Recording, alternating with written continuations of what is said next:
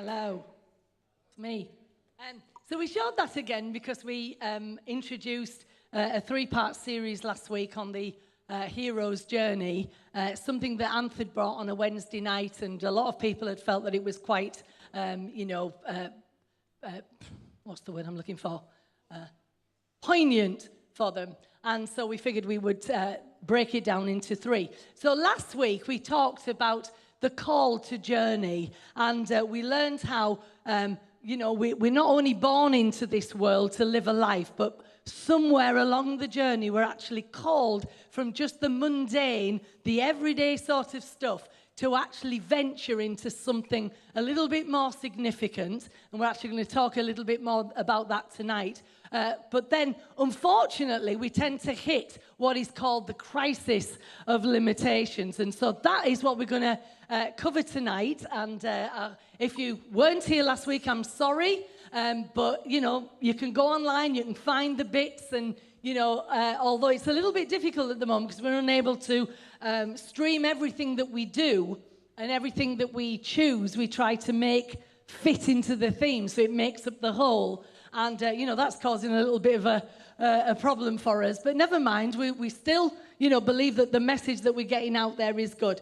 One thing I want to just make very clear is that some people, say, well, this is church and, you're not talking about Jesus and quote the Bible and this, that and the other. And, it can be sort of looked upon as though that we're doing something wrong, when actually what we feel at Q we are doing is taking a very holistic approach to everything. Because, when all's said and done, a violin, if you play one string, violins aren't particularly nice on their own anyway, but a violin, if you play one string, it's pretty awful. If you play all the strings together, you get a better sound. But if you put that violin within an orchestra, you get the real fullness of what that instrument is meant to be. And unfortunately, and we don't mind saying in this place, we try to be very honest, that sometimes what has happened in the pursuit of spirituality, there have been lots of things that have been excluded and ignored, when actually what should have been, in the context of our Christian faith, was that there should have been a bigger table spread with far more variety on it, where we could actually find much more about our lives and who we are and how we're meant to live, and all the things that we need to be equipped for living. And unfortunately, at times, it's been very narrow and reduced. And what we're trying to do here is open it up so the table is far more spread and filled with things that will help you on your journey. Now, Anth will take this further on when he speaks, but let's just say this as an introduction. The crisis of limitations, whether we like it or not, none of us like to be told we are not who we think we are. Just let that settle for a minute. If you're having a conversation with somebody and they tell you to your face, you are not who you think you are, that's really quite horrible. And it rarely happens like that. What happens in our lives is we face situations that we thought we were brilliant at. I remember talking to a lady many, many years ago, and she'd been married 4 times, and she kept saying, I'm really good at it because I haven't been married 4 times. And when I would say to her, well, actually, no, it proves you're not very good at it because you've been married 4 times. It was almost like, what are you talking about? Because in her mind, the more she did it, it proved that she was good at it. When I'm thinking, actually, you prove you're good at it if you manage to stay with the first one. You know what I mean? So we all have very different ideas. Now, what are the crisis of limitations? And like I say, Anth's going to talk about it in a few minutes. But there comes a point where, whether it is a situation, a broken relationship, a loss of a job, a situation in our lives that we just were not ready for. We think that we're equipped in life, but then something happens. And you know what? You can't put an age on this. It's just life will bring it to the table. And we have an opportunity at that moment to make a conscious decision to literally journey to the innermost parts of who we are to actually find out the real me. Now, I'm going to read you something if it hasn't gone off my phone. Oh, it hasn't. This is great.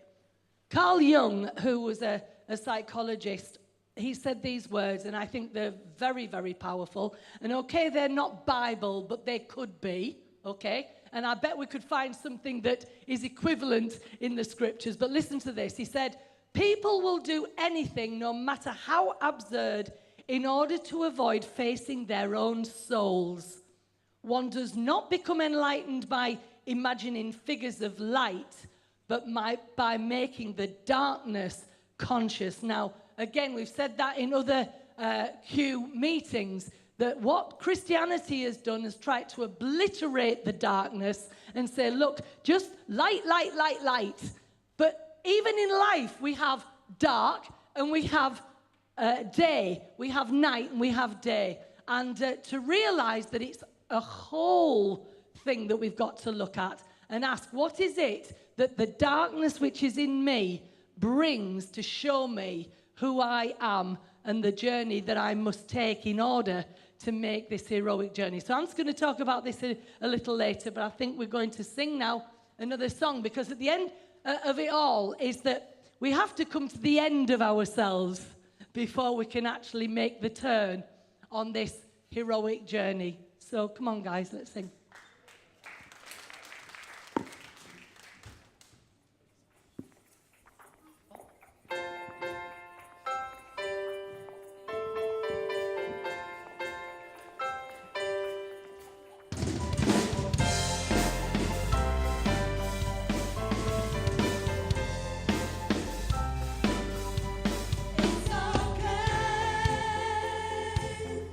This is just the end.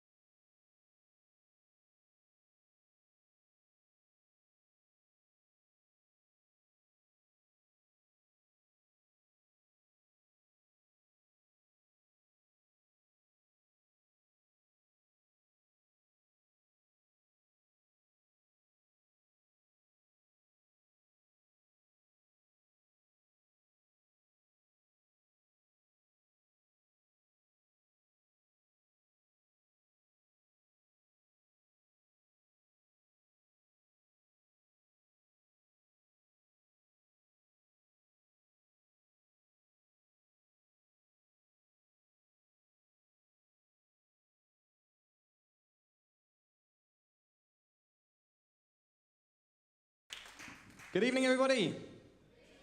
This is a little rocky song. You're welcome to stand up and wiggle your bums if you'd like, or just sit down and enjoy the dulcet tones. Let's go, Josh.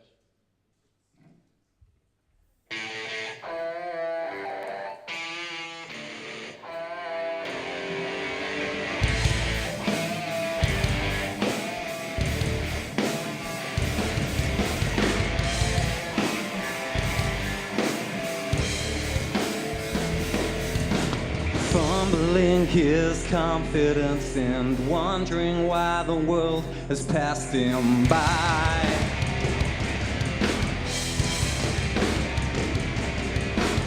Hoping that he's bent for more than arguments and failed attempts to fly.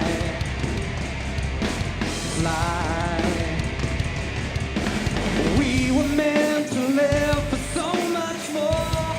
And we lost ourselves somewhere we live inside. Somewhere we live inside. We were meant to live for so much more. And we lost ourselves somewhere we live inside.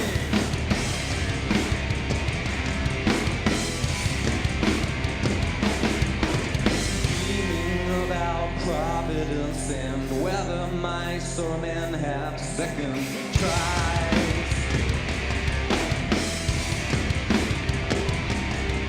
Or maybe we've been living with our eyes half open. Maybe we're bent and broken. We're broken. Oh, we were meant to live for so much more. Have we lost ourselves somewhere we live inside? Somewhere we live inside. We were meant to live for so much more. Have we lost ourselves somewhere we live inside?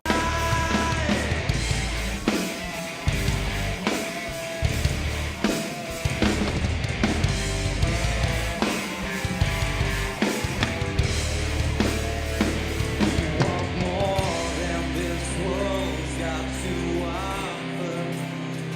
We want more than this world's got to offer. We want more than the wars of our fathers and everything inside. Screams a second life. Yeah, we were meant to live for so much more. And we lost ourselves. We were meant to live so much more. And we lost ourselves.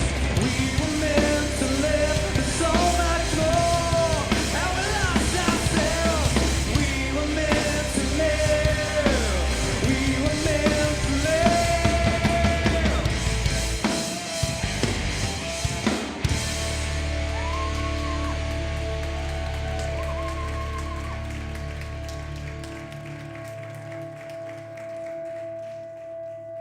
Thanks.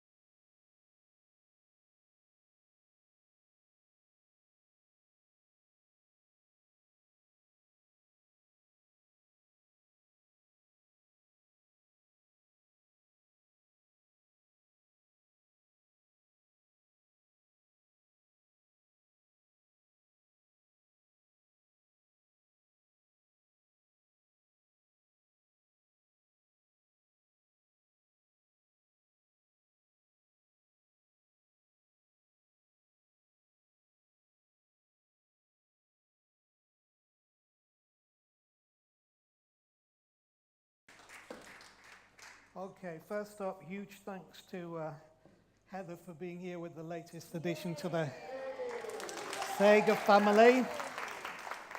Great example, great way to start. Just really wonderful. Okay, last week we talked about this first part of this three things that all of life is really based on. And of course, for those who are creative and artistic, they have latched onto the issue of these three elements of life. And we know it a lot in the form of a three-act play.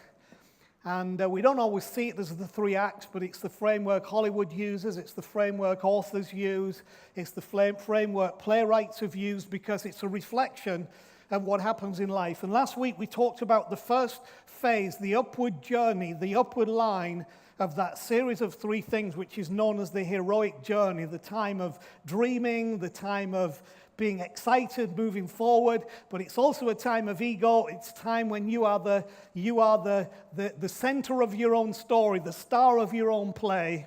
And the problem is that is important, but if only that goes on, it can cause some problems. And I'll explain where the turn comes in a moment, but it brings us to this second phase, which is known as the crisis of limitations. It's the name given to that part of our journey when we suddenly or gradually discover we may not be who we think we are and may not be able to do what we think we can do. It's where the journey changes from outward pursuing to inward searching. It turns to a question of true identity and meaning. For me, this particular part of our conversation around these things is, I find very personal, very poignant, very painful, and the most difficult of the three for me to talk about. Whether this thing happens to us fully conscious, and whether it can be verbalized or not, it begins to trigger within us an appropriate sense of one's boundaries. And it's a healthy thing to suddenly realize that there are issues of life that we have to address on the inward. Now, here's the thing, to truly know God, it is God that calls us really on this journey of wholeness, and it's about understanding Him and understanding us and understanding what is the end of it, which is coming into wisdom's journey. Now, I want to just read something. It's easier for me to read this than to say it. I remember all too well back in almost this exact time in 2003. I was perceived by many to be relatively successful, and yet my world came crashing down around me, and I feared that I would lose everything that I'd spent my life building up to that time. What happened is not important. What it did to me is. I remember collapsing in a heap in our kitchen and crying out, "Help me, Jesus. I don't know what to do."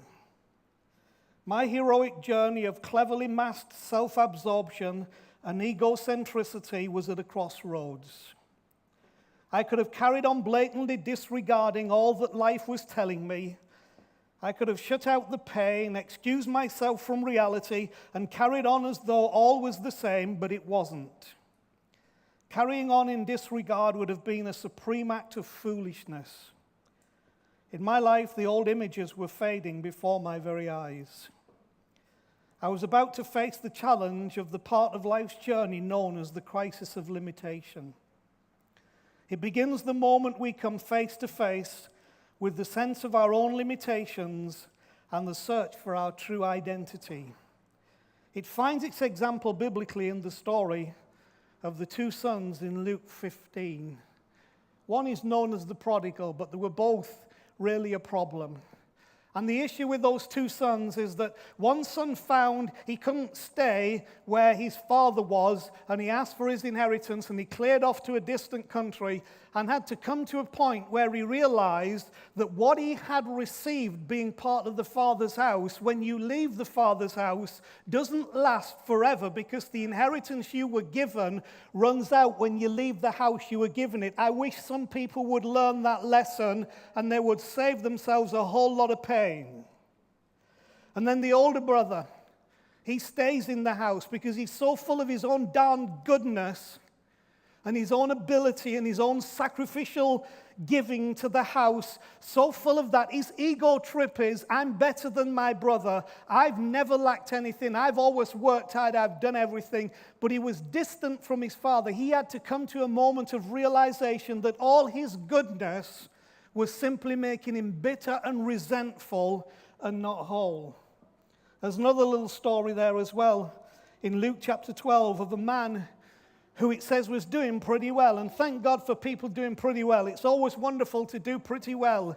But the problem is, as he was doing well, he thought, what I'll do in life, I'll just make more stuff and I'll build bigger barns and I'll put all my stuff in the barns and then I'll say, I'm okay because look at what I've achieved and my barns are full of stuff. But there's a wonderful verse there because it says that the master, or God said to him, you fool, this night your soul will be required of you. Now, the New International Version wrongly translates that to say that tonight you'll die. I don't think it's got anything to do with him dying. I think that he's going to have an encounter with his soul in that night. Your soul will be required of you. Something much deeper than your stuff and your performance and your extravagance and also your arrogance, all that stuff is going to be required of you. And here's what it says, so is he who lays up treasure for himself and is not rich towards God. I want you to be rich towards God. You can think you can party your way out of this. You think you can work your way out of this. You can think you can spend your way out of it. But the truth is you can't. The great challenge which determines whether we make a turn towards wisdom's journey or carry on like a fool is one of self-identifying with either the shadow self or the real self. It comes as a shock to many of us to realize that we're more focused on the shadow self than the real self. The problem with shadows is this. If you put a light close to a mouse and look at it on a wall 100 feet away, the mouse is bigger than an elephant. And the problem is if the mouse begins to believe it's bigger than the elephant, it will do things and try to do things it was never designed to do because it's living in an illusion. And all of us struggle with honesty. I've dealt with many people in my life who have said, I just want you to be honest. What they mean is I want you to be honest about you. But guess what happens if you're honest about the person who says, I just want you to be honest? Because the truth is we live with our shadow and we can't accept it. And yet the way to freedom in this crisis of limitations is when we honestly face ourselves. The truth is you're set to become an old fool if you don't regard the signs. Those of you determined to carry on your merry way, insisting on keeping your self-assessment intact, regardless of the signs, you're set to become what is known as an old fool. One who just doesn't get it and resists any attempt to interrupt your false self-fantasy and what life is trying to tell you. You are desperately shallow while thinking yourself deep. And it's not bad to admit, sometimes I'm shallow and not deep. I've come to some realization. I was shocking for me today because the more I thought about this, I wrestled with my inner being and thought, really, in essence, have I really moved out of this place of limitation yet? Have I really engaged with wisdom's journey? Am I really still struggling to face the inner part of me and to be honest about the inner part of me, to really receive what it is that I need to change to become the person that I need to be in dealing with the things that have brought me to this place? The truth is, though, that in love, we're all being called to make the turn to the path that leads to wisdom and to rebirth. There's an invitation to a better way if only we'll take it.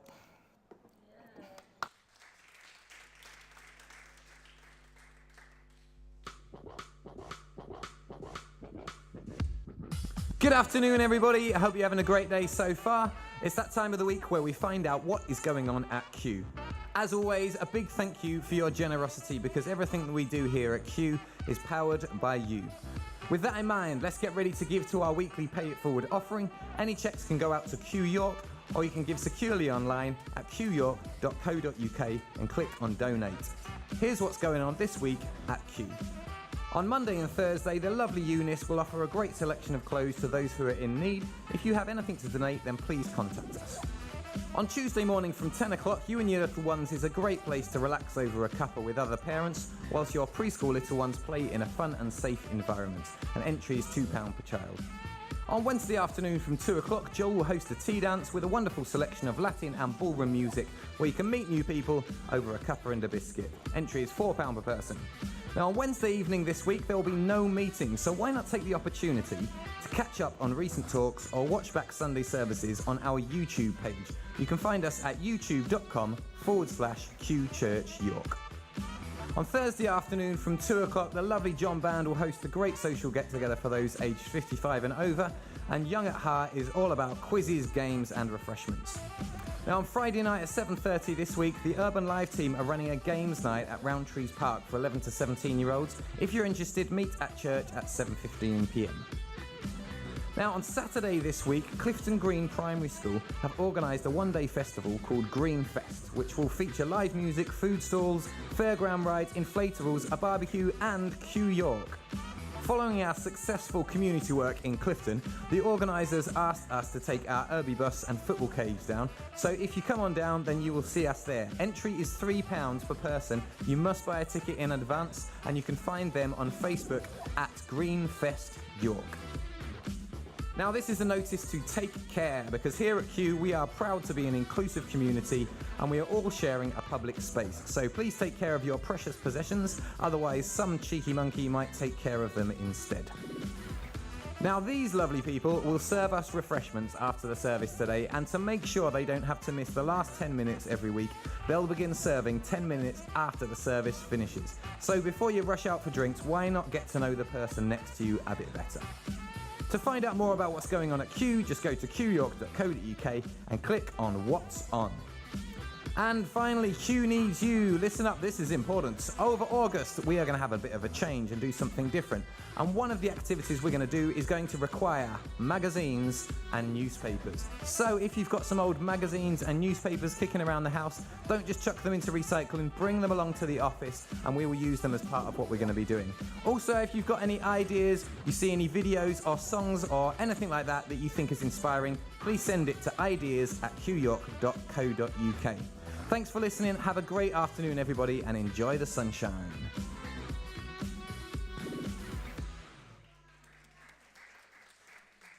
Okay, good evening. Hi.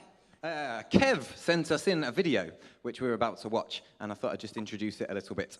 It's from Spider-Man, the Homecoming movie. And I think it's important because I think it gives us an example of something that we might all relate to. So we all hit this crisis of limitation at some point in our lives. I don't know if you can put your hand up if you feel like you've maybe hit one of those moments. Anybody? Yes, excellent. Well, you realize maybe I'm not all I thought I was, or I'm not making it the way that I thought I would. I know I've experienced those things. Spider-Man has powers. He's got this incredible suit and these incredible abilities. We have powers. We have some incredible suits, and we have some incredible abilities. Sometimes it's our own failings that means we hit the crisis of limitation. Sometimes it's someone else's failings, and sometimes it's just life, I think, that we're in the wrong place at the wrong time. And in this video, Spider-Man just finds he's so eager to use his powers to change the world, and he just gets it wrong all the time and is in the wrong place at the wrong time, and he just ends up a little bit embarrassed, really, because actually he's hit a bit of a crisis. And it wasn't really necessarily anyone's fault. He maybe had a little bit too much enthusiasm, but I guess it's where you go from that. There was one other little story I wanted to drop in. A few years ago, I was listening to Radio 1, and I heard an interview with Ed Sheeran. Does anyone know who Ed Sheeran is? He writes lots of songs. When he was playing a concert in Devon, and he said, yeah, we've got 20,000 people coming to the concert this Saturday. But he said, I did a gig in Devon a few years back. In fact, it was the last time I played in Devon. And guess how many people went? Come on, have a guess. Less than 10, less than 1. Any more guesses? He said no one turned up. He was, at the time, just touring around as a person nobody really knew, sleeping in train stations. And he did this gig, and it was him, it was the sound engineer. And I don't know about you, but if you put all that energy into something that you believe so much, and then suddenly you thought, no one else wants what I've got to give, it's really easy for that to be your crisis and give up. But if you give up, then you never have that future that you might dream of. So whatever your situation is, whatever your crisis is, reach out with people, because I believe whatever it is, we need team and we need each other to learn some wisdom, some humility, and realize that actually we can move beyond that into something. So enjoy the clip.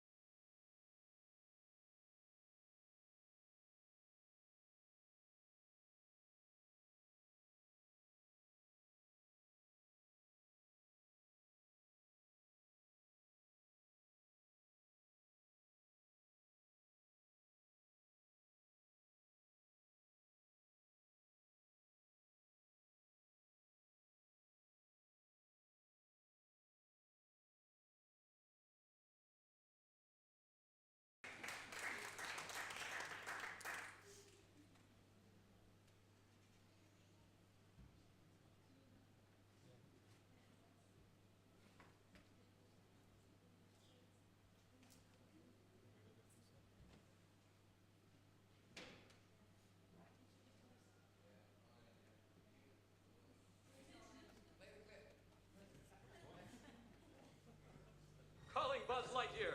Come in, Buzz Lightyear.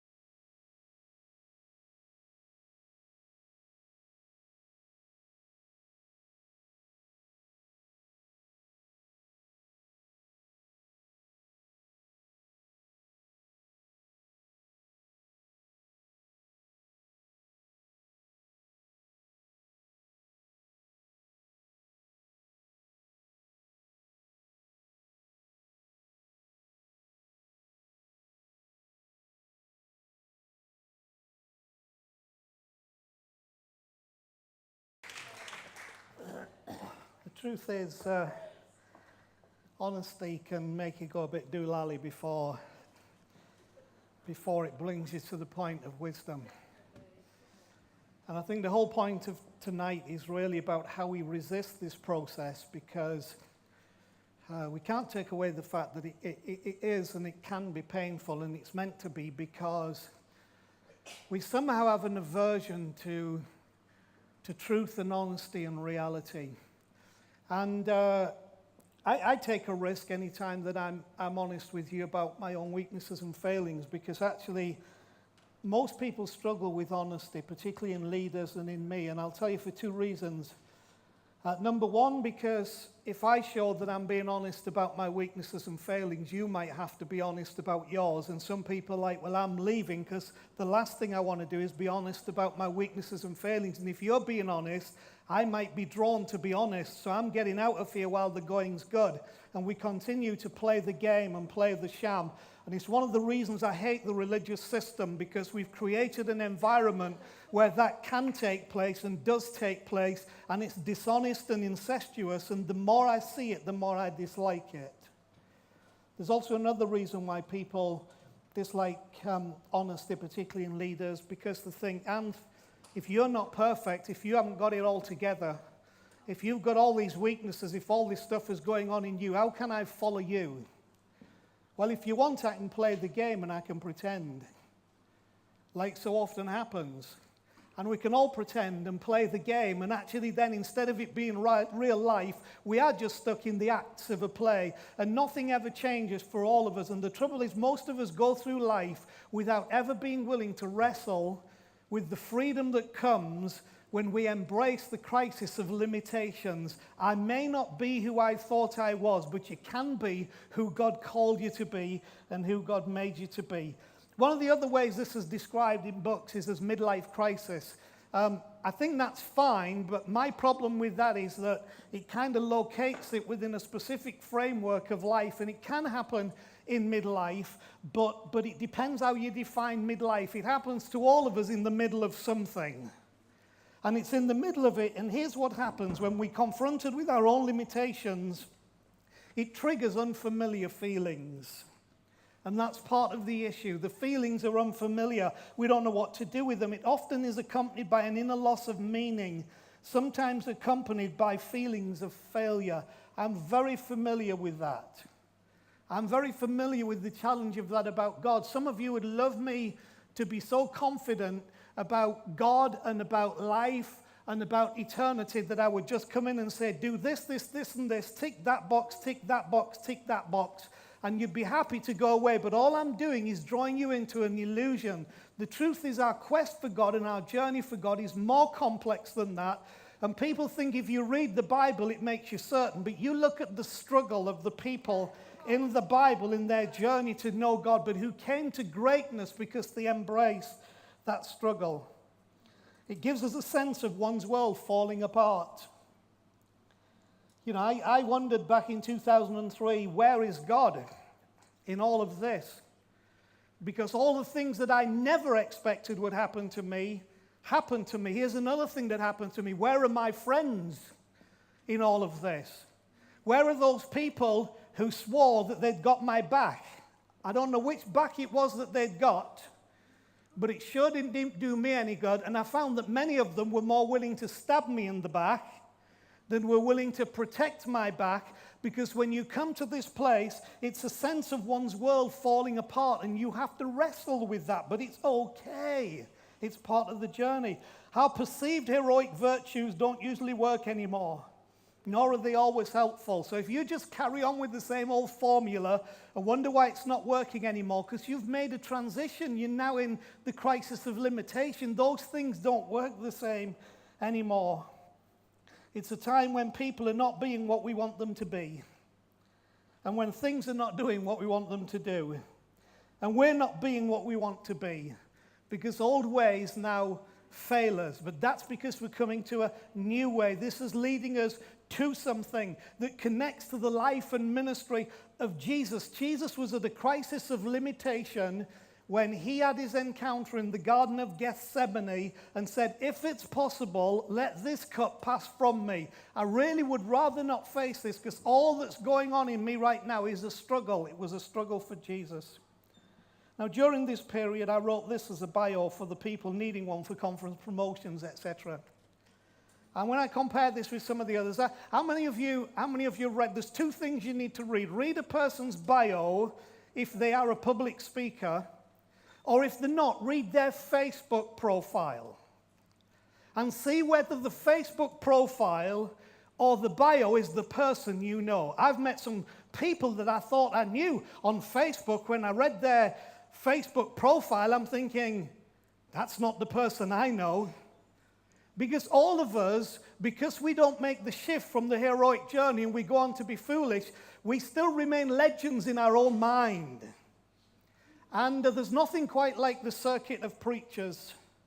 And also anybody who's in public speaking and you read the bios, they're all just, they're just ego polishing, self-presenting, self-promoting. And I've been there, I'll admit it. It was what you do, it's what you saw, it's what monkey see, monkey do.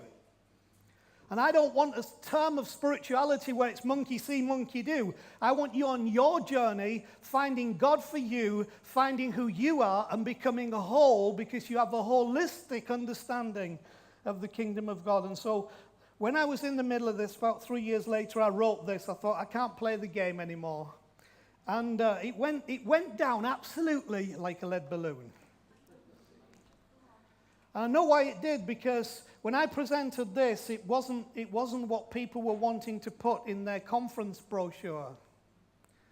If I'd have put, he flashes sparks from his fingers and lightning bolts from his behind, that would have been in the, this is amazing, just come and, absolutely fantastic. This wasn't liked.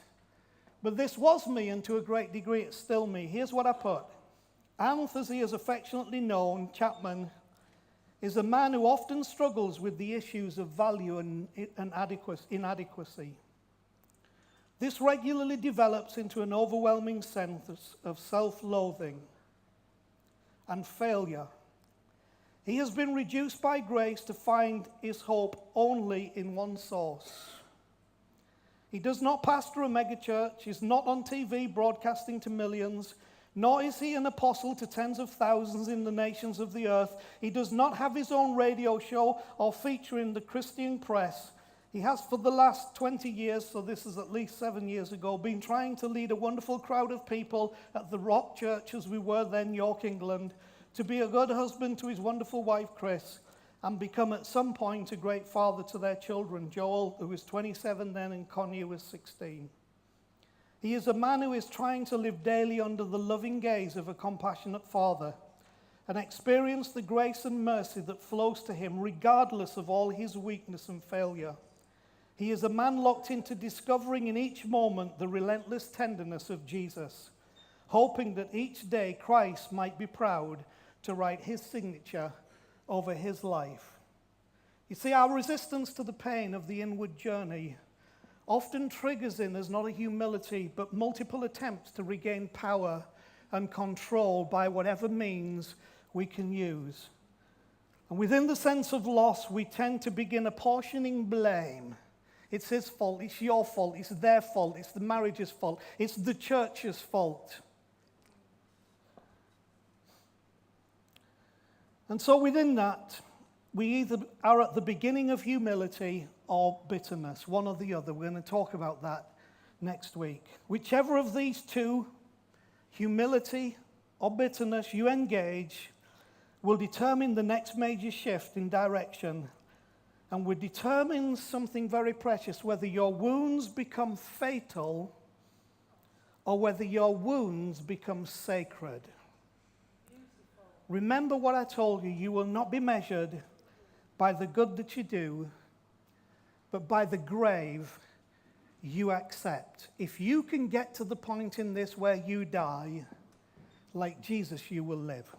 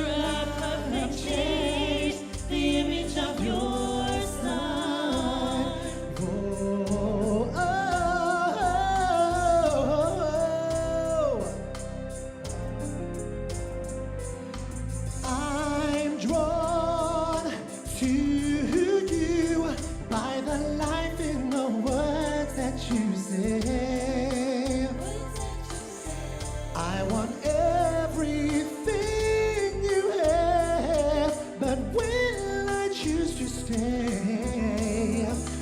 Well, what I hear demands a change of heart. It demands a change of mind.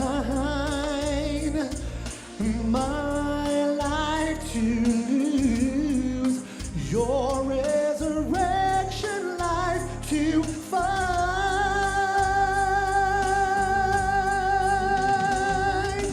This is how I feel.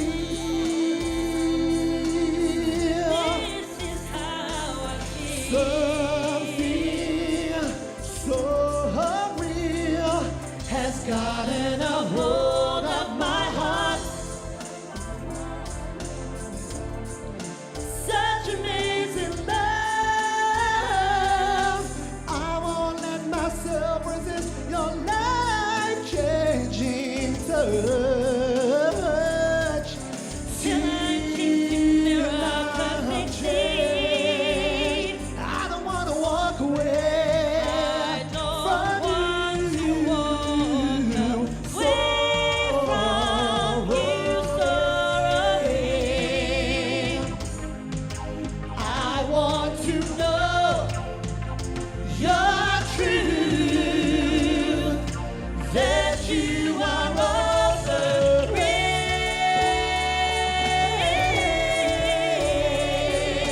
This is how I feel. This is how I feel.